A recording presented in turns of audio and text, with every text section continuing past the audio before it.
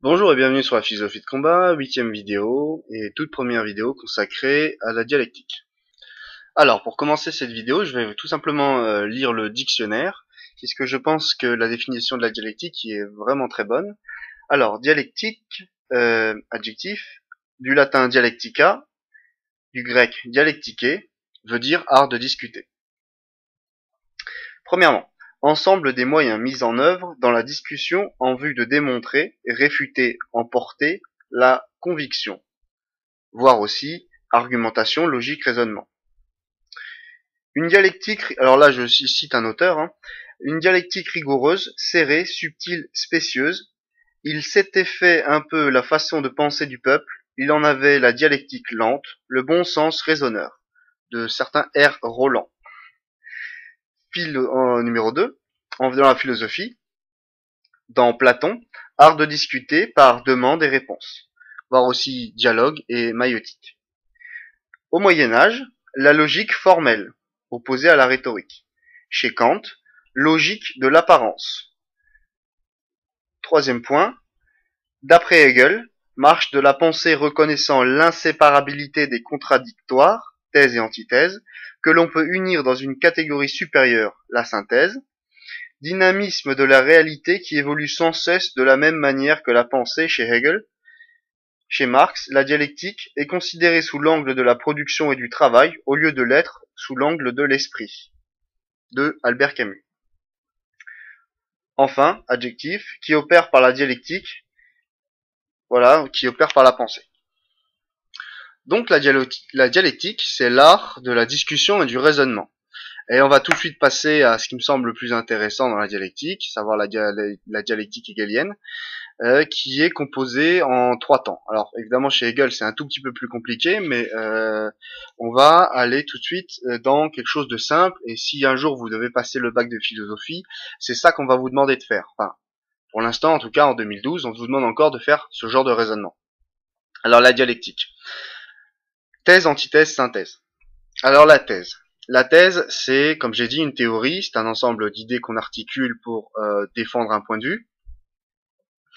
Et donc thèse, théorie, point de vue, c'est la même chose. Donc on a, quand vous avez passé le bac, je vais vous expliquer comment on fait. Puis après, je vais aller sur tous les points. Premièrement, on fait une introduction. On rappelle toujours que la question qui est posée dans une dissertation de philosophie est toujours très importante. Donc dans votre introduction, vous écrivez, voilà, enfin une question intéressante, blablabla, parce que, etc. Vous essayez de replacer la question dans un contexte plus large pour lui donner du sens et de l'intérêt. Parce que souvent, quand vous êtes correcteur, je suis pas professeur de philosophie, mais quand vous êtes correcteur de philosophie, vous aimez bien avoir des gens qui s'intéressent, ou qui disent au moins qu'ils s'intéressent à la question qu'on vient juste de leur poser. Après, vous faites une partie, la thèse, vous allez défendre un point de vue. Petit A, un certain nombre d'arguments. Petit B, un certain nombre d'arguments. Si vous y arrivez, petit C, un certain nombre d'arguments. L'important, c'est que dans la forme, on s'y retrouve toujours. Après ça, vous allez passer à l'antithèse. L'antithèse, c'est que vous allez défendre le point de vue adverse de celui que vous venez de défendre. Donc, voilà, l'antithèse, argument numéro 1, argument numéro 2, argument numéro 3, et puis ensuite on va passer à la synthèse, on va réunir toutes ces idées, dépasser la contradiction, en gros répondant que peut-être bien que oui, peut-être bien que non, et puis en toute dernière partie de la conclusion, vous essayez d'aller vers un point un peu plus personnel, où vous proposez de rediriger cette question vers une autre, où vous y répondez clairement, je pense que, parce que. On peut mettre un peu tout ce qu'on veut dans une dissertation de philosophie à partir du moment où on argumente correctement, et à partir du moment où ce qu'on met dans une dissertation de philosophie, ça a un lien les uns avec les autres. Déjà, les phrases ont un lien logique les unes avec les autres, et puis quand vous passez d'une partie à une autre, les choses doivent se suivre de façon élégante et de façon distincte. Alors, on vous demande souvent, quand vous mettez, par exemple, dans votre thèse, vous avez le petit 1, vous mettez vos premiers arguments, à la fin de cette partie-là, vous mettez une phrase qui va lier le premier argument au deuxième, le deuxième au troisième, vous mettez, même si vous pouvez aller une petite conclusion pour dire, voilà, le point de vue, tatata, et puis vous avez, mais il existe le point de vue inverse, seconde partie antithèse, ainsi de suite, et ainsi de suite. Donc, je reviens sur ce que je disais. Le premier point de vue, c'est la thèse, association d'idées, etc. Alors, quand on défend quand on fait de la dialectique, quand on défend une thèse, on expose un point de vue. La façon dont vous l'exposez ça va être plutôt la rhétorique, argument A, je dis que parce que machin, je pense que voilà. Mais on n'est pas encore dans la rhétorique, ça sera après, la discussion d'après. Pour l'instant, on est dans la dialectique. Et on essaie juste de vous faire prendre conscience qu'il est capable de raisonner, qu'on est capable, n'importe qui, de raisonner sur un sujet et de dire un certain nombre de vérités ou de proposer un certain nombre d'arguments pour défendre ce sujet-là. Savoir aussi que quand on fait de la philosophie, on doit être, en même temps qu'on est capable de défendre un sujet, défendre ou défendre un point de vue, défendre exactement l'opposé. Par exemple, vous êtes pour ou contre la peine de mort, donc votre thèse, ça sera je suis contre la peine de mort parce que X, Y, Z, et l'antithèse, ça sera de dire je suis pour la peine de mort parce que X, Y, Z. Même si viscéralement vous êtes contre ou vous êtes pour, eh bien ne le mettez pas, parce que ce qu'on essaye de voir, si vous êtes capable d'aller au-delà de vos passions ou de vos certitudes pour essayer d'avoir dans votre esprit deux points de vue même s'ils sont contradictoires. Si vous êtes capable de faire ça, vous avez déjà fait un grand pas en philosophie. Pensez à toutes les choses que vous aimez bien, ou toutes les choses que politiquement qui vous intéressent, que vous voulez défendre, ou les valeurs qui sont les vôtres. Eh bien, quand on vous demande de faire de la philosophie, surtout à un niveau lycée, on vous demande un exercice qui est finalement assez difficile, si on veut bien y réfléchir, c'est de dire exactement le contraire de ce que vous pensez vraiment. Ce que vous pensez vraiment, vous pouvez à la limite le mettre au final dans la conclusion. Mais quand vous faites thèse-antithèse, vous n'êtes pas en train de défendre votre point de vue. Vous êtes en train de d'emboîter des idées ensemble, et peut-être qu'à la fin de ce raisonnement d'idées, quand vous avez montré que vous êtes capable d'avoir deux points de vue dans votre esprit, j'adore ce mec-là et je le déteste en même temps, et d'argumenter ça de la bonne façon, eh bien, à ce moment-là, vous aurez l'occasion d'avoir la synthèse pour finalement vous exprimer vous-même. Alors, quand on fait une thèse, ne jamais oublier on n'a pas la vérité absolue, c'est-à-dire que même si vous êtes persuadé que la peine de mort c'est pas bien, tout le monde vous dit que, vous pensez que, etc. C'est bien, mais il y a des gens qui pensent le contraire, et on va vous demander de se mettre à la place de ces gens-là. Donc, ne soyez jamais trop délirant quand vous défendez un point de vue, parce que sachez que le point de vue contraire existe et qu'il est tout aussi défendable. Alors, je sais que politiquement, après, ça a posé des problèmes. Par exemple, au 15e, je sais pas, au 13e siècle, si vous disiez que Dieu existe et puis vous étiez capable aussi de dire à la seconde d'après que Dieu n'existe pas, ça pouvait imposer un problème au niveau d'ordre politique auprès de l'Église. C'est pour ça que l'Église souvent n'aimait pas trop les philosophes, enfin les philosophes bien compris, ceux qui étaient capables de donner un point de vue et de dire exactement l'inverse la seconde d'après. Pas parce qu'ils étaient pour ou contre un sujet, mais tout simplement parce qu'il faut démontrer qu'on est capable d'avoir en soi, d'avoir compris, c'est-à-dire avoir en soi plusieurs points de vue. Il n'y a pas que votre point de vue qui est excellent, extraordinaire, qui est beau, vrai et pur. Il y a aussi le point de vue de l'adversaire. Il faut prendre ça en compte.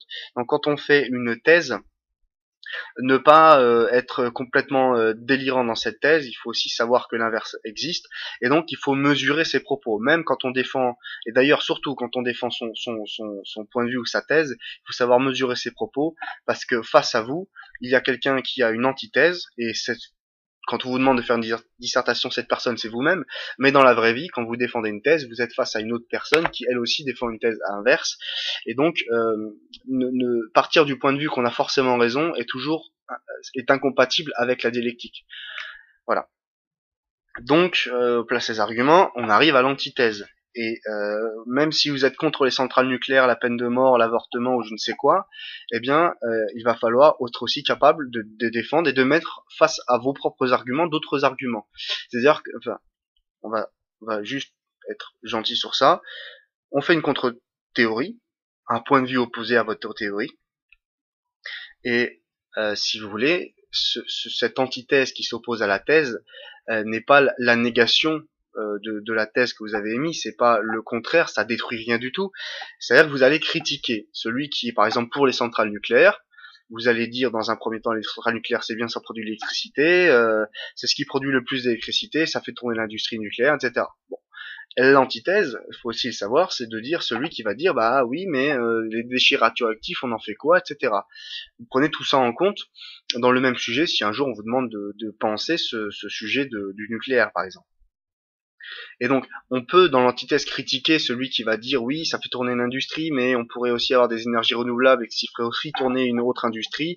Et puis, quand on fait un peu d'économie, on sait qu'il y a la théorie des vases communicants, c'est-à-dire que quand une industrie s'effondre, eh bien, il y a un certain nombre de personnes qui travaillent dans cette industrie qui vont être replacées dans une autre industrie. Donc, voilà, on peut défendre, voilà, une antithèse, on peut critiquer la thèse de base, mais et là je vais insister très fortement sur un point et très très lourdement sur un point, on ne s'arrête jamais à la critique, on propose autre chose.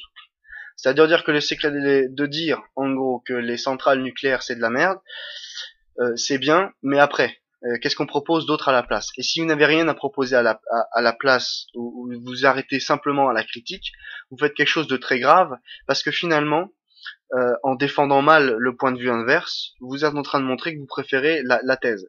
C'est-à-dire que, je sais pas, par exemple, si vous défendez les centrales nucléaires avec un point de vue, on va dire, assez basique, ça crée de l'électricité, ça crée des emplois, etc. Et puis quand en antithèse vous mettez, oui, mais on risque de détruire la planète et les extraterrestres vont nous envahir, ça, a priori, c'est vrai que ça peut être dit en antithèse, mais ça n'a rien de cohérent avec ce qui était démontré à la base. Et ça reste une critique. Et qu'est-ce que vous proposez à la place? C'est surtout ça très important. Alors, je vais maintenant un peu profiter de cet espace de liberté d'expression pour vraiment dire pourquoi c'est très important de ne jamais s'arrêter à la critique et de proposer autre chose. Déjà, quand on ne s'arrête qu'à la critique, ça montre bien qu'on n'a pas réfléchi au sujet. On sait juste qu'il faut dire de mal sur un sujet, mais on ne sait pas ce on peut dire d'autre. C'est-à-dire qu'on est bloqué à, bon, on pourrait aussi dire Nietzsche, c'est-à-dire les forces de réaction, c'est-à-dire les forces qui ne réagissent qu'à une force qui a une thèse. C'est une thèse, une vision du monde. Si on ne fait que critiquer la vision du monde des autres et on ne propose jamais la sienne, on n'a jamais rien fait que être juste là à lever le pouce, dire ça c'est bien, ça c'est moins bien, etc. Et quand on est là, on est un spectateur, on va dire, de l'intelligence ou de la réflexion humaine, on n'est pas un acteur. Or, quand vous proposez une thèse, vous avez contre ça une antithèse, et si vous ne proposez rien dans l'antithèse, finalement, vous n'avez rien fait, puisque vous n'êtes pas acteur, vous ne prêtez pas le flanc après à une autre critique. Par exemple, vous avez une thèse, puis une antithèse, et puis celui qui a fait cette thèse va pouvoir vous critiquer sur la qualité de votre antithèse. Si c'est juste de la critique, bah c'est juste, ça ne sert à rien. Par contre, s'il y a des propositions derrière, eh bien, on va pouvoir construire aussi sur ces propositions-là.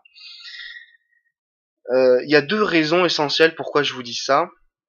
La première, c'est que dans l'idée de Marx et Hegel, quand ils étudient la dialectique, ils avaient une idée très profonde qui était l'idée du progrès humain. Et en fait, comme j'ai pu le dire par ailleurs, vous avez du bleu et vous avez du rouge. Quand vous les mélangez ensemble, ça fait pas un mélange de bleu et de rouge, ça fait du violet. Eh bien, dans leur idée du progrès de l'esprit humain, il y avait cette idée très forte que si on veut progresser au niveau intellectuel, au niveau des idées, eh bien, il va falloir prendre une idée, une thèse, la mettre en contradiction avec une antithèse, et c'est quand on arrive non pas à détruire une thèse et on garde notre antithèse ou notre thèse, c'est pas ça le but, c'est quand on arrive à, c'est pas un qui détruit l'autre, c'est-à-dire on mixe les deux ensemble dans un moment d'Aufhebung, c'est-à-dire dans un moment de synthèse, c'est-à-dire d'un moment de réunion des idées. C'est-à-dire qu'on n'a pas le rouge est meilleur que le bleu et puis on enlève le bleu, ça marche pas comme ça. On a le violet et c'est quand on arrive à cette couleur-là ou à cette idée-là, à cette synthèse, qu'on a conservé la contradiction tout en la dépassant, ce qui s'appelle là Aufhebung, c'est-à-dire qu'on abroge, on dépasse, on nie tout en conservant. Eh bien, on a été capable non seulement de prouver la valeur des idées de la thèse et des idées de l'antithèse, mais on est capable en plus de faire quelque chose d'extraordinaire, c'est-à-dire de réunir toutes ces idées, de dépasser la contradiction pour arriver à quelque chose de mieux. Et on pourrait tout simplement dire, si je reprends mon idée de centrale nucléaire, une bonne synthèse, ça serait de dire, mais finalement, est-ce que les centrales nucléaires ne sont pas qu'un moment dans l'histoire humaine, dans l'histoire de la technologie humaine? Et là, ça, on dépasse la contradiction tout en la conservant. On sait qu'il y a des problèmes avec les centrales nucléaires, on sait que c'est une solution aussi pour un certain nombre de choses, mais si on veut dépasser ça, on va pas dire, c'est de la merde, il faut arrêter les centrales nucléaires. On va essayer de trouver un point de vue de la synthèse où on va dire, c'est un moment, on va dire, de transition entre une énergie et une autre, et ça sert à rien de détruire ou de dire que c'est mal, ça sert à rien de dire que le futur sera forcément mieux, il faut juste essayer d'avoir une vision du monde qui va nous permettre de progresser. Donc voilà la première raison pourquoi je vous parle de tout ça. La deuxième raison, alors là, elle est plus triviale, beaucoup plus triviale. c'est que tout simplement, les gens qui s'arrêtent à la critique sont des immatures abrutis. C'est vrai. C'est-à-dire qu'ils critiquent, ils lèvent le pouce, ils baissent le pouce, etc. Mais jamais ils ne proposent jamais rien. Donc en fait, jamais ils font un effort de construction mentale, premièrement. Et deuxièmement, à force de critiquer, finalement, quand on ne propose rien à la place, eh bien, on est en train de mal défendre son antithèse. C'est-à-dire que si vous êtes contre les centrales nucléaires et vous défendez mal votre idée, eh bien finalement vous allez être pour les centrales nucléaires à votre dépens. Même si vous êtes contre, eh bien vous êtes tellement mauvais et vous n'avez tellement rien à proposer d'autre que finalement on préfère le garder le système tel qu'il est, tellement vous n'avez rien d'autre à proposer. Donc ça c'est très important. Il y a deux façons de mal défendre un sujet, de défendre, je sais pas, les pauvres, le tiers monde, de défendre tout ce qui vous tient à cœur. Le clochard qui est dans votre rue, vous avez envie il ait pendant l'hiver des logements pour ne pas mourir de froid, etc. Tout ça, ça vous tient à cœur. Eh bien, il y a deux façons que ce n'arrive jamais. La première, ne rien faire, et la deuxième, mal défendre la condition des sans domicile fixe dans notre pays. Donc, deux façons de mal défendre une thèse, hein, ne rien faire. Donc non, ne rien dire et ne rien proposer d'autre. Ça c'est ou mal défendre cette antithèse. Ça c'est la meilleure façon de foirer. Et quand on est juste dans la critique, on est juste on est un peu immature quand on croit que parce qu'on a dit qu'on n'était pas d'accord, ça va changer quoi que ce soit. C'est faux. Et j'aimerais venir aussi à un point qui est très important que j'aborderai beaucoup plus tard et beaucoup plus profondément. Mais vous savez, quand on dit à quelqu'un qu'il est bête, il y a quelque chose de très profond quand on dit ça à quelqu'un qui est le suivant. Vous êtes à l'époque préhistorique, vous êtes dans la jungle, vous êtes dans, je sais pas, la savane, etc. Et vous avez creusé un trou, vous avez mis des pieux en contrebas et vous avez recouvert ce trou d'un certain nombre de branches, ce qui fait qu'on ne voit pas qu'il y a un piège devant vous. Vous vous mettez devant ce piège, il y a un lion qui arrive, il est super costaud, il est fort, il a des dents qui sont très aiguisées, il va vous manger s'il le veut. Tout ça, c'est très effrayant. Mais vous vous placez devant le piège, le lion, il va courir vers vous, et qu'est-ce qui va se passer? Il va tomber dans ce piège et il va se planter sur les pieux et il va mourir. Et pendant que le lion il est en train de mourir parce que vous avez mis des pieux en contrebas et qu'il a une hémorragie externe et qu'il est en train de mourir, eh bien le lion se dit j'étais à ça, j'étais vraiment à un coup de patte près et j'attrapais l'humain, je pouvais le manger. Mais juste avant de réussir à l'attraper, je suis tombé dans le piège, je suis mort. Exactement comme le joueur de casino qui se dit encore un petit peu, je vais encore mettre, je sais pas moi, 500 euros, et là je suis sûr que si je fais tourner la roulette, là je suis à deux doigts de la victoire. Et pouf, ça tombe sur la banque et il a tout perdu. Eh bien, souvent, sachez que quand on dit que quelqu'un il est bête, et c'est pour ça qu'on va à l'école, parce qu'on veut pas qu'on soit des bêtes, une bête c'est quoi? C'est quelqu'un qui tombe facilement dans les pièges. Et c'est pour ça que ça sort un petit peu de l'idée de dialectique, mais je vais y revenir après. Rester quelqu'un qui critique juste, qui est juste dans la critique, c'est pas quelqu'un qui propose, donc c'est quelqu'un qui est inefficace dans la défense de ce qui lui est à cœur. Et quand vous êtes inefficace, vous êtes aussi très bête, parce que vous êtes à ça de proposer quelque chose de mieux, ou à ça de faire réagir un politique. Mais ça, ben, vous êtes tombé dans votre propre piège, vous savez critiquer, vous savez rien proposer du tout, eh bien, tout ce que vous tient à cœur n'avancera jamais si vous n'êtes pas capable de respecter la thèse de l'autre, de proposer une antithèse cohérente, et aussi avec l'autre de discuter pour arriver à un niveau intellectuel ou de sagesse qui vous permet, tout en relativisant son point de vue, vous relativisez votre point de vue et vous arrivez à un état de Aufhebung en allemand, ou on va dire de synthèse tout simplement, où vous réunissez la force de vos deux points de vue pour le dépasser. Et c'est comme ça que l'être humain progresse, et c'est ça, on va dire, la base de la dialectique. Donc je reviens sur synthèse, hein, on dépasse donc la contradiction. Synthèse, ça vient du grec synthesis, qui veut dire réunion et composition, tout simplement. Donc l'idée c'est qu'on va de deux propositions simples, qui sont une thèse et une antithèse, pardon, et on va vers quelque chose de plus compliqué qui est la synthèse. Et cette chose n'est pas forcément impensable, inexplicable, etc. Mais il faut se dire que il faut être capable de dialectique, ne serait-ce que dans son propre esprit.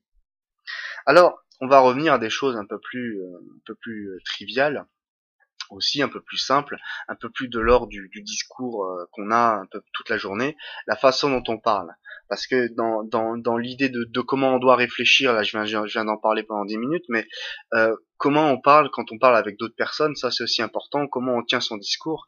Je vais essayer de donner un truc ou deux pour pour améliorer votre niveau de dialectique. Parce que quand vous êtes dans un discours avec quelqu'un, il y a un certain nombre d'erreurs qu'on fait souvent, il y a un certain nombre de choses bien qu'on peut faire pour pouvoir faire avancer ses idées sans détruire celles de l'autre, pour pouvoir s'écouter, pour pouvoir vraiment discuter, parce que quand vous avez souvent vous pouvez simplement allumer la télé, vous regardez deux personnes qui sont en train de débattre, qu'est-ce qu'ils font à longueur de temps? Ils se coupent la parole, ils s'écoutent même pas, ils répondent à côté, ils se souviennent plus de ce qu'ils disaient, bref, ils font un certain nombre d'erreurs que on va dire la connaissance et la maîtrise de la dialectique va nous éviter de faire. Alors un point tout de suite que je pensais mettre à la fin, mais il est important de le dire tout de suite. Selon Aristote, seulement peut-être une personne sur 100 était vraiment capable de dialectique. Hein, la plupart des gens ont un point de vue, ils sont sûrs de leur point de vue et ils vous emmerdent, mais disons qu'ils vont le développer, ils vont même pas vous écouter. Et les gens qui sont vraiment capables d'arriver avec un certain nombre d'idées plus ou moins profondes, plus ou moins des idées acquises, c'est-à-dire qu'ils maîtrisent très bien, eh bien, très peu de gens sont capables d'après venir encore, même s'ils ont un grand niveau de connaissance ou qu'ils sont complètement bêtes et qui n'ont aucun niveau de connaissance voilà, ils ont un niveau de connaissance égal à zéro, eh bien, très peu de gens, malheureusement, bêtes ou intelligents, etc., sont capables d'avoir la sagesse d'écouter l'autre, de poser des questions, de remettre en cause ses points de vue, et aussi de discuter avec des gens qui sont eux-mêmes aussi capables de remettre en cause leur point de vue. Donc n'espérez pas trouver des gens capables de dialectique à tous les coins de rue, euh, mais on peut quand même essayer, même si on peut pas forcément discuter toujours tout le temps avec tout le monde, on peut quand même essayer de, on va dire, réfléchir sur sa propre sagesse ou sur ses propres connaissances ou sur ce qui nous semble étant vrai, possible, etc. L'art du discours, très important. Toujours réussir. Alors, première chose qu'il faut absolument éviter de faire, c'est quand on parle, ne plus se souvenir de ce qu'on est en train de dire. Faire des digressions dans une phrase, c'est une très bonne chose, mais si on n'arrive plus après à revenir à l'idée de base, alors là on est foutu. Alors je vais donner une phrase qui au niveau de la dialectique égale 0, mais c'est pas grave, c'est pour montrer un certain nombre des erreurs les plus classiques qu'on fait quand on fait de la dialectique. Alors, phrase très simple, cette table est réelle, mais le menuisier qui avait l'idée pure de la table avant de faire la table d'ailleurs, ça me fait penser que ma grand-mère aime bien faire du vélo tous les dimanches. Et puis, merde, j'étais en train de dire quoi juste avant? Voilà, là c'est l'erreur. Alors là, j'ai fait un summum d'erreurs absolument que je vais essayer d'étudier et de vous montrer les erreurs que j'ai faites. Alors elles sont déjà très très simples. J'ai dit cette table est réelle, mais le menuisier qui avait l'idée pure de la table avant de faire la table. Là, je veux faire une digression. Je parlerai d'une digression qui a un lien logique et pas ma grand-mère fait du vélo, mais qui a un lien logique avec la phrase que je viens juste de dire. Cette table est réelle, et le menuisier qui avait l'idée pure de la table avant de faire la table. D'ailleurs, ça me rappelle que les idées pures sont un héritage de la philosophie platonicienne, mais je reviens à mon menuisier, et ainsi de suite, et ainsi de suite. Et quand vous faites une digression, premier point, et ça c'est peu de gens s'en rendent vraiment compte, et surtout quand on est un peu d'alcool et qu'on est dans une discussion, toujours revenir à l'idée de base. C'est-à-dire que on est parti dans tout un tas de digressions et souvent on se souvient même plus de quoi on parlait. Alors c'est bien quand on veut refaire le monde, mais quand on est en train de discuter sérieusement, il faut toujours avoir conscience que la digression n'est là que pour alimenter la proposition de base. C'est-à-dire que la table est réelle et le menuisier qui avait l'idée pure de la table avant de faire la table, vous avez envie de parler du fait que les gens qui ont le menuisier, il a l'idée pour la table et quand il a travaillé le bois, il a déjà un certain nombre de visions dans son esprit qui lui permettent de faire la table. Vous pouvez faire une digression pour montrer que vous êtes savant et que vous savez que c'est Platon qui a eu l'idée des idées pures et qui essayait d'expliquer les idées pures en parlant de l'idée pure qui existait indépendamment de ce que le menuisier avait appris et qu'il avait cette idée pure qui lui permettait de faire la table, comme le boulanger avait l'idée pure de la baguette de pain qui lui permet de faire le pain. Ça alimente votre phrase de base, c'est bien, si vous êtes capable de faire des digressions, c'est très bien. Mais n'oubliez jamais que la phrase de base, c'était pas de dire que Platon machin, c'était de parler du menuisier, l'idée pure du menuisier. Savoir revenir à son phrase de base. Alors, voilà, si vous êtes en train de discuter avec vos amis, vous avez un petit coup dans le nez, vous avez tendance à partir dans un peu tout et n'importe quoi. N'oubliez jamais que surtout si c'était une discussion sérieuse, vous revenez sans cesse à l'idée de base. Partir dans la digression, si ça n'alimente pas, si je vous mets à vous parler de ma grand-mère qui fait du vélo et qu'elle a un vélo rouge et que le rouge c'est votre couleur préférée, c'est bien, mais on n'était pas en train de parler de ça au départ. Voilà, revenir à l'idée de base. Ça, c'est vraiment un exercice difficile, mais qui peut vous apporter déjà une bonne solidité en dialectique, parce que quand vous allez vous mettre à discuter avec des gens, vous allez toujours vous souvenir de quoi on est parti, et si on est capable de revenir toujours à l'idée de base quand on discute, déjà on a un petit niveau, mais très sympathique et très agréable de dialectique. La deuxième chose que j'aimerais vous montrer, ou j'essaie de vous montrer, c'est les liens logiques entre vos phrases. Donc, quand j'avais dit cette table est réelle, mais le menuisier, etc., parce que ma grand-mère fait du vélo tous les dimanches, le lien logique n'y est pas. C'est-à-dire, vous avez le premier temps, la première proposition, puis la deuxième, elle n'est pas liée à la première. Il n'y a pas de logique, quoi. Par exemple, si je dis, tu manques d'expérience, car ma grand-mère fait du vélo tous les dimanches, j'ai ma première proposition, il y a le car, donc on s'attend à une justification de la première proposition, puis la deuxième n'y est pas, comme ma grand-mère fait du vélo tous les dimanches, n'expliquera jamais le fait que je puisse dire tu manques d'expérience. Par contre, si je dis tu manques d'expérience car tu as des petits trous sur ton vélo, là on voit tout de suite que effectivement il y a un lien entre le fait qu'on puisse dire quelqu'un manque d'expérience dans le cyclisme et le fait qu'il a un vélo avec des petits trous derrière pour pas tomber. Là le lien se voit très bien. Eh bien quand vous êtes dans une discussion, n'oubliez pas que les liens que vous faites ne sont pas forcément logiques. Donc essayez d'avoir des liens logiques dans vos phrases. Deuxièmement, essayez, si vous voyez que les gens ne perçoivent pas le lien logique entre vos deux idées, essayez de l'expliquer. Tout le monde ne comprend pas forcément. Si je vous dis la seule solution à la crise actuelle c'est la rigueur, non. Enfin, je veux dire, il y en a qui ne comprennent pas, donc après on explique, etc. Mais on n'est pas obligé de. Enfin, il faut faire attention aux liens qu'on met. Si je vous dis la rigueur est la seule solution pour que ma grand-mère fasse du vélo tous les dimanches, ça n'a pas de lien. La rigueur est la seule solution pour traverser la crise actuelle, même si je suis pas d'accord avec cette phrase, mais en tout cas, ça au moins il y a un lien logique. Et de toute façon, on est là pas dans savoir si la rigueur est la crise, etc. On verra ça plus tard. On est là pour savoir si il y a un lien logique entre la première proposition et la deuxième. Effectivement, entre euh, la rigueur est la seule solution pour traverser la crise, au moins il y a un lien logique. Après, certains gens vont pas comprendre et il faudra expliquer, etc.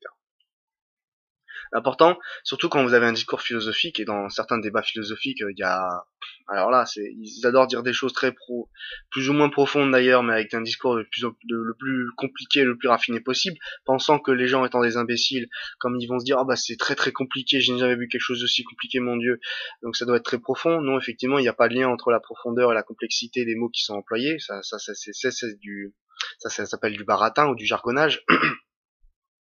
Quand on maîtrise, pardon, quand on maîtrise très bien une idée, on n'a pas besoin de jargonner ou d'aller dans des délires métaphysiques. Voilà, on peut expliquer les choses simplement. Je vous explique la dialectique en utilisant la couleur bleue, et la couleur rouge, et que ça fait du violet à la suite. C'est comme ça que l'être humain progresse. J'ai pas eu besoin de vous expliquer l'histoire de l'humanité ou la physique de Newton. Voilà. Donc euh, Donc ça, c'était la partie pour vous dire attention aux liens logiques que vous mettez entre les phrases. Déjà, il faut qu'ils soient logiques, il faut que tout le monde puisse les comprendre, il faut que vous ayez un certain nombre de représentations, un certain nombre de visions communes avec votre interlocuteur pour que vous puissiez lui proposer une phrase, un lien logique, et puis soudain une phrase qui va expliquer la première, c'est-à-dire voilà, tu manques d'expérience car tu mets des petites roues sur ton vélo. Bon, si on veut faire un peu de rhétorique, je pourrais dire bah non, je vois pas du tout le lien logique, mais la plupart des gens vont quand même voir qu'effectivement, quand on met des petites roues sur son vélo, ça peut expliquer un manque d'expérience, ça peut expliquer le fait qu'on puisse dire un manque d'expérience. Et là, ce qui m'intéresse, c'est que quand les choses sont connectées bien entre elles, eh bien, le langage est fluide, l'esprit humain, quand il reçoit ce langage-là, il arrive à voir le lien immédiatement, et là, votre interlocuteur ne vous perd pas dans le discours, il est toujours avec vous, il est toujours dans les mêmes représentations que vous, et c'est ça qu'on cherche en dialectique aussi, c'est de pouvoir transmettre un discours qui va être au moins logique, au moins sur un point de vue formel logique. Parce qu'après on verra qu'il y a, plutôt dans la rhétorique, on verra qu'il y a un certain nombre de sophismes, et qu'on peut dire un certain nombre de choses qui ont l'air logiques effectivement, mais voilà, qui veulent rien dire. Alors un sophisme, hein, j'irai plus en profondeur ça quand j'irai dans la rhétorique, mais un sophisme c'est du style plus ouais, plus plus il y a de gruyère, plus il y a de trous. Allez, quand vous avez du lait mental, plus il y a de gruyère, plus il y a de trous, de bulles dans ce fromage. Et donc, plus... non, ça fait comment, plus, ouais. Plus il y a de fromage, plus il y a de trous. Donc plus il y a de trous, moins il y a de fromage. Et donc plus il y a de fromage, moins il y a de fromage. Ça s'appelle un syllogisme, ça s'appelle aussi un sophisme. C'est-à-dire que je dis plus il y a de fromage, moins il y a de fromage. Il y a des tas comme ça, hein. Et donc j'ai dit quelque chose qui effectivement est logique, mais qui n'a aucun sens. Et ça on verra plus tard avec la rhétorique. Alors le troisième point essentiel qui peut aussi améliorer votre niveau de dialectique, et ça c'est très important, et très très très important, c'est la gestion des silences. J'ai pu dire avant, la rigueur est la seule solution pour traverser la crise actuelle, par exemple. Ça c'est on entend toute la journée en gros dans les médias. Bien sûr, et moins les gens auront d'argent, plus la crise sera résolue. Ça c'est bon. On va pas rentrer dans les débats. Donc la rigueur est la seule solution pour traverser la crise actuelle. Si j'avais dit par exemple, et là je vais faire un effet dans mon discours, je pourrais dire la rigueur est la seule solution. Silence. Et un autre point de base, mais très important dans la dialectique, c'est de gérer ces silences, de savoir se taire, de savoir mettre un moment de doute où le silence peut être utilisé pour beaucoup de choses, mais notamment mettre de la profondeur à sa phrase. Souvent, vous avez d'ailleurs des gens qui pour quand ils n'ont pas quelque chose de profond à dire, ils vont avoir tout un tas de mimiques, ils vont réfléchir comme ça, ils vont se dire, je pense que tout ça, c'est du bidon, c'est juste pour gérer un silence, pour vous donner envie de savoir ce qu'ils vont dire. Et donc, savoir gérer les silences, c'est important. Voilà. Toujours dans cette idée de gestion des silences, on a aussi attendre la fin des phrases de l'autre. Alors ça, c'est très important, quelque chose qu'on ne fait pas bien en France d'ailleurs. C'est-à-dire attendre que l'autre ait fini sa phrase, attendre qu'il ait fini son raisonnement. Parce que, si vous voulez, il y a des choses, donc déjà quand vous êtes silencieux face à quelqu'un qui tient un discours devant vous, ça vous permet de réfléchir. C'est-à-dire que si vous êtes tout le temps en train d'essayer de lui couper la parole, ça peut casser votre raisonnement si vous voulez lui répondre sérieusement. Après, on peut lire l'art d'avoir toujours raison de Schopenhauer et se dire que casser la parole de l'autre, c'est une bonne façon d'avoir toujours raison aussi, et que si on veut faire de la dialectique, pas comme le voyait Aristote, c'est-à-dire par le discours, on essaye de trouver, par un discours plutôt vertueux ou un discours fait de manière vertueuse, on essaye ensemble d'échanger et d'échanger des idées pour progresser intellectuellement, ce qui serait une des modalités de la vertu chez Aristote. On peut aussi avoir un discours pour des capacités dialectiques pour casser le raisonnement de quelqu'un qui serait votre ennemi. Donc c'est pas forcément la vertu qu'on cherche. On n'est pas forcément dans le monde grec en 2012. Donc attendre les silences, ça peut être aussi permettre de réfléchir. Attendre pour poser une question, donc ça augmente votre temps de réflexion ou votre temps de silence. Et tout simplement d'être silencieux, ça permet de rester être silencieux permet de rester silencieux. Je sais que c'est une tautologie, mais c'est très important de se dire que aucun son ne sort de vous, aucune émotion aussi, et ça va peut-être influencer la personne qui essaye de vous convaincre ou de vous dire quelque chose. Quand vous restez silencieux, soudain elle se sent obligée de continuer et souvent de dire des bêtises. Donc ça peut être aussi une arme à utiliser, le silence, pour que l'autre, ne sachant plus quoi dire, elle se sent obligée d'en rajouter, il va dire une bêtise. Et ça arrive souvent. Et donc savoir gérer ses silences. Très important parce qu'on veut toujours placer ses idées, ses idées. Or, on contrevient quand on veut absolument comme ça placer ses idées à deux règles de la dialectique. La première, c'est que la thèse qui nous est exposée est aussi valable que notre antithèse, a priori.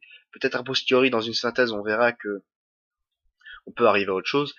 Et puis deuxièmement, euh, quand quelqu'un a beaucoup parlé, vous pouvez toujours reprendre la discussion utiliser votre silence comme une arme et dire quelque chose du style bon, je vous ai laissé vous ridiculiser pendant 15 minutes, maintenant je vais parler. Vous voyez, donc le silence peut être aussi utilisé comme une arme. Et puis surtout, il faut apprendre à être silencieux, c'est-à-dire apprendre à pas vouloir passer ses idées. C'est pas une guerre où on va lâcher toutes ses bombes tout de suite, c'est pas comme ça que ça marche. Il faut faire ça les choses de façon stratégique et patiente. Alors, alors il y a surtout quelques lieux où la dialectique va vous être très très importante, notamment je passe à l'entreprise.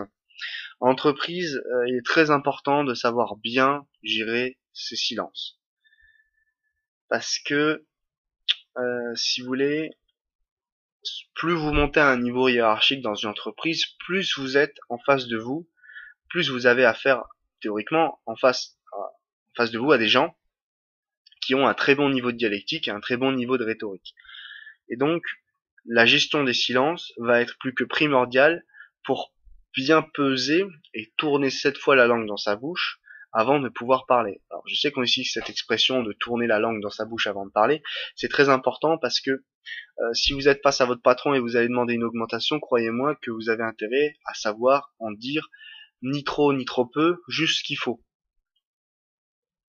En entreprise, savoir garder le silence, c'est ne pas donner trop d'informations, ne pas prendre l'habitude de raconter tout ce que fait le voisin, ou de dire du mal de machin, ou de dire que l'on n'aime pas son patron, ou de balancer les secrets financiers de son entreprise, surtout pour faire ça, savoir juste être silencieux. Il y a des gens qui ne savent pas le faire, faut le savoir.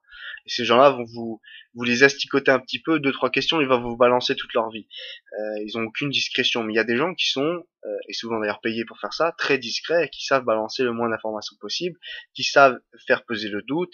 Enfin, si vous êtes manager et vous avez un certain nombre d'informations sur votre équipe que vous gérez, il va falloir les donner calmement, tranquillement, les unes après les autres, gérer le niveau d'information de chacun, gérer le sien, et surtout, pour bien faire ça, savoir qu'est-ce qu'on a dit, qu'est-ce qu'on n'a pas dit, et savoir donc gérer ses silences.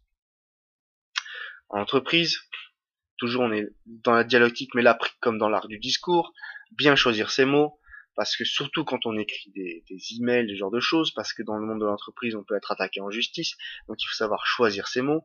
Il faut essayer d'avoir le langage le plus formel possible, c'est-à-dire qu'on évite les adjectifs qualificatifs. Quand on est en entreprise, on dit pas super cool, on dit pas c'est génial, on dit j'adore votre prestation de non, on reste formel, la prestation était effectivement conforme aux attentes, conforme au cahier des charges, on a un langage formel, on rentre pas dans le t'es mon pote, je t'adore, non, ça marche pas comme ça en entreprise, et surtout pas quand on écrit. Oui, donc pas d'objectif, pas d'adjectif qualificatif, seulement des faits. Pas c'est beau, c'est bien, c'est moins bien, là, on est dans les faits purs. Et plus vous montez en haut dans, si vous pouvez trouver ça d'ailleurs sur internet, vous allez voir les différents PDG des différentes entreprises et vous allez voir que ces gens-là ont une capacité dialectique assez impressionnante à déjà toujours donner le bon mot. Enfin, la plupart du temps ils le font très bien, hein. Ça s'appelle Polytechnique, ça s'appelle l'ENA, hein, ça s'appelle Sciences Po. On donne les mots qu'il faut, ni trop peu d'informations, pas d'objectif qualificatif, on ne parle que de chiffres, on ne parle que des faits réels de son entreprise. On dit pas je suis content, ce trimestre ça s'est bien passé. On dit des chiffres et on essaye de surtout ne pas trop montrer une certaine espèce d'enthousiasme de la jeunesse pour des chiffres qui pourraient être bons. Même moi je fais encore cette erreur, mais j'essaye de pas trop la faire. On reste objectif. Il y a des choses qui ont été faites, il y a des choses qui étaient bien faites, il y a des choses qui étaient mal faites. Comment on peut dire que c'est bien et mal fait? Parce qu'on se rapporte à ce qu'on s'était dit qu'on allait faire à la base, etc., etc. Donc, il faut rester dans le formel, surtout en entreprise. Et la dialectique, savoir, savoir tout simplement, ne serait-ce qu'en gérant ça, gérer ses silences, on peut déjà avoir un bon niveau, c'est-à-dire quand on va parler à un certain nombre les acteurs qui nous entourent dans ce monde économique qu'est l'entreprise. Et enfin, alors ça c'est plutôt dans la rhétorique, mais ça marche, ça compte aussi, gérer ses silences, l'art du discours, quelque chose qui est essentiel à faire, c'est rester calme. Et ça, calme et maîtrisé, c'est d'autant plus vrai en entreprise.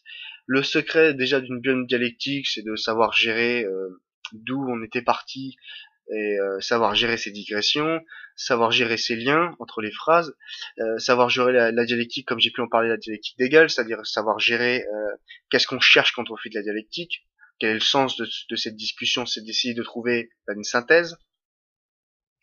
Et puis la troisième chose, en faire bien en dialectique, gérer ses silences. Quatrième chose, je dirais à la limite, c'est de rester bien calme et bien maîtrisé.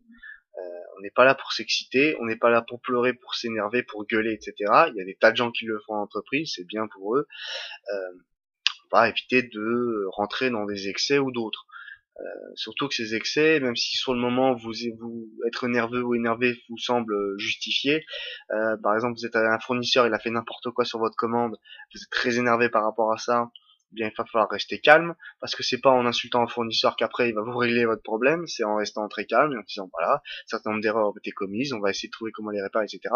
Savoir avoir adopté un langage froid, mais disons on cherche pas à s'énerver, on cherche à être le plus rapide et le plus efficace possible, donc on va rester calme et maîtrisé. D'où le fait de savoir gérer ses silences, parce que je sais que surtout quand on est jeune, on a envie de parler, etc. On a envie de dire beaucoup de choses, beaucoup de mots, de montrer qu'on sait. Souvent, il est plus sage et plus malin de ne rien dire, de la fermer, tout simplement. Alors, une autre chose très importante en dialectique, là je passe encore à un point, le point suivant. Dans la dialectique, il va falloir être très important. Comme j'ai pu l'expliquer, thèse, antithèse, synthèse. Donc votre thèse a une valeur, l'antithèse de votre entre guillemets adversaire a une valeur aussi, surtout quand elle est bien formulée. Si c'est que de la critique, c'est facile à démonter, mais si c'est une autre proposition en face, il va falloir y compter. Il va falloir faire en sorte. Et donc, il y a des choses dans son discours qu'on peut améliorer pour améliorer son niveau de persuasion, de discours, de raisonnement, etc. Adapter la forme de son discours, adapter son discours, même les mots qui sortent de notre bouche, à celui de l'autre. L'erreur, c'est de vouloir imposer son style, et quand deux personnes veulent tous les deux dans un discours imposer leur style ou leurs arguments, ça ne marchera jamais. Ou à la limite, si on fait ça, c'est justement parce qu'on n'a pas envie de discuter avec l'autre. Mais quand quelqu'un vous parle, peu importe comment il vous parle, etc., il est très important d'essayer au maximum, hein, mais on essaye de le faire, mais c'est pas tous les jours qu'on y arrive, hein, mais il y a des fois on y arrive. On va adapter son style, sa façon de parler, à celui de l'autre, et pas l'inverse. C'est-à-dire quand on fait l'inverse, on est là, on pense qu'on a une très forte personnalité et tout le monde doit s'adapter à nous. Certaines personnes, ça peut leur plaire parce qu'ils ont l'impression que ils vont adopter la même personnalité que vous, on va dire, tout en vous imitant, votre façon de discourir. Ils ont l'impression qu'ils vont améliorer leur personnalité. Alors c'est un peu vrai, mais ça on verra ça beaucoup plus tard. C'est un peu vrai qu'en imitant l'autre, on arrive aussi à adapter, à s'adapter. Par exemple, si vous trouvez quelqu'un qui est absolument génial et vous voulez lui ressembler quand vous serez grand, il va falloir un peu l'imiter aussi. Bon, d'accord. Mais quand on est dans le discours en général, on imite l'autre. Enfin, on n'essaye pas que l'autre vous imite parce que certaines gens, malheureusement beaucoup de gens et surtout après un certain âge, ça irrite tout le monde quand vous imposez votre style. N'essayez pas trop d'imposer votre style, essayez d'imposer d'imposer chez vous le style de l'autre. Ça va vous rendre votre communication beaucoup plus efficace. Et si on n'est pas dans la communication, on est dans le discours. Si vous discourez avec n'importe qui, ça va rendre que votre discours plus efficace quand vous vous adaptez un peu à l'autre. Donc, on imite la forme de l'autre, histoire de juste lui paraître plus sympathique et de faciliter la discussion.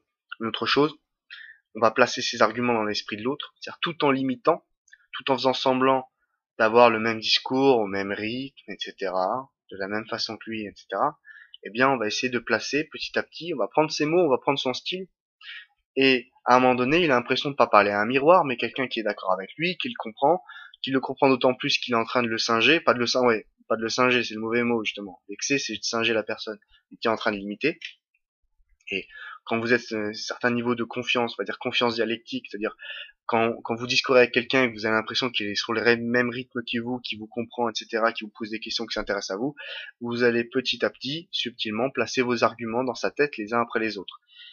Mais pour ça, il faut pas vous imposer à lui, parce que là, il a un mécanisme de défense qui va lui dire on me force à penser de cette façon-là et je déteste ça.